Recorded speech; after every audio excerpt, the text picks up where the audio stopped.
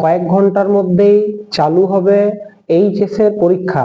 তো এইচএস এর পরীক্ষার জন্য তোমরা বাংলাতে অনেকেই অনেক সাজেশন করেছো, কিন্তু কোনোটাতেই স্যাটিসফাই হতে পারছো না।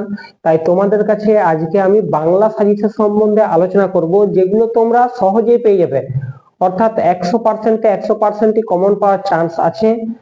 তাহলে আলোচনা করা যাক সেই সব সাজেশন গুলো সম্বন্ধে। তোমরা এগুলো করেছো কিনা একবার মিলিয়ে নিবে, আর এইগুলো থেকে পড়ার চান্স সবচেয়ে বেশি। প্রথম প্রশ্ন গল্প থেকে বলছি। হলুদ পোড়া গল্পে গল্পকার যে ভৌতিক পরিবেশের বর্ণনা দিয়েছে তা নিজের ভাষায় লেখো। দ্বিতীয় প্রশ্ন, গৌরীর ভেতরটা শুকিয়ে গেল, গৌরীর ভয় পাওয়ার কারণ কি, ভয় কাটাতে সে কি করেছিল। 3 নম্বর প্রশ্ন, ছোট গল্প হিসাবে হলুদ পোড়া গল্পটি কতখানি সার্থক, তা নিজের ভাষায় আলোচনা করো বা নিজের ভাষায় লেখো। 4 নম্বর প্রশ্ন, নিজেকে বড় প্রয়োজনীয় মনে হলো হঠাৎ, কোন কথা শুনে গৌরীর নিজেকে বড় প্রয়োজনীয় বলে মনে হলো এবং কেন। এরপর হারুন সালেমের মাসির থেকে আরেকটা প্রশ্ন, হারুন সালেমের মাসি গল্পের নামকরণের সার্থকতা আলোচনা করো। তারপরে আরেকটা প্রশ্ন, হারুন সালেমের মাসি গল্পের নাম গল্প অবলম্বনে মাসি চরিত্রটির প্রতিবাদী রূপের পরিচয় দাও।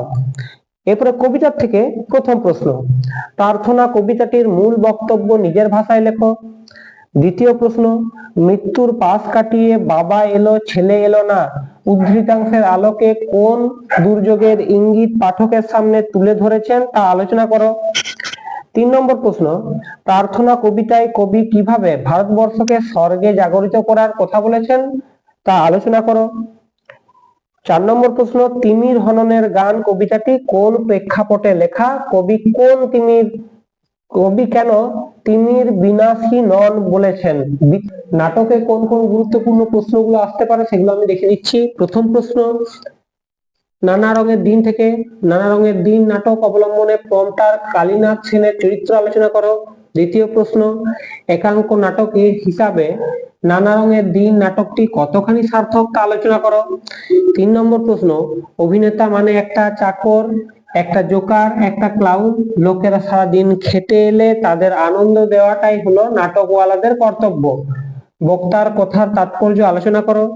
4 নম্বর প্রশ্ন, নানা রঙের দিন নাটক অবলম্বনে রজনীকান্ত চট্টোপাধ্যায়ের চরিত্র বিশ্লেষণ করো।